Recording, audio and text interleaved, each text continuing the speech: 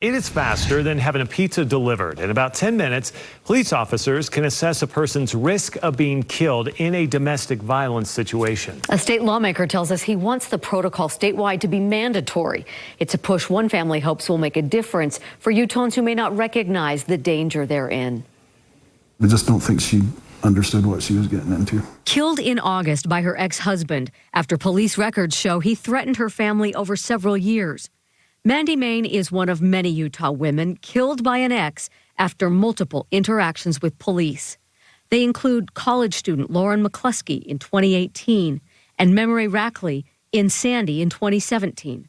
All of them have one thing in common. The officers who spoke with them shortly before their deaths didn't ask a series of 11 questions, what's known as a lethality assessment program. Mandy's cousin, Lieutenant Governor Deidre Henderson, is now pushing to mandate the questions Mandy didn't get to answer. This shouldn't have been a surprise. This outcome shouldn't have been a surprise to anybody. 3 days before her death, Mandy told Salt Lake City police she thought her ex was stalking her.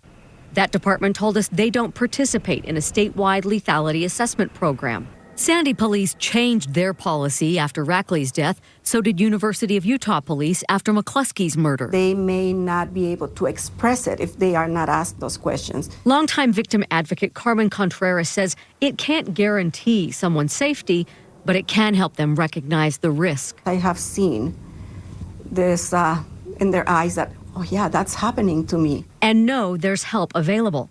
If someone answers yes to enough questions, police call a hotline and a shelter answers.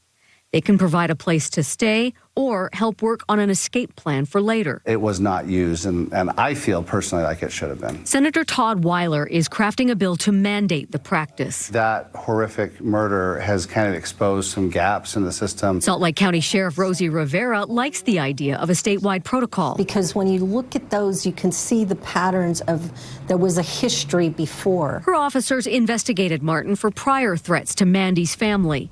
She says she isn't certain if they missed opportunities to help Mandy, but she says police can do more to prevent domestic violence homicides. And if we can prevent early intervention of a domestic violence, that's what we need to do.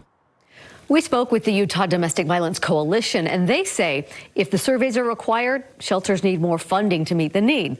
Otherwise, they told us it's like having a tool to predict heart attacks, but with no space in the hospital for those patients.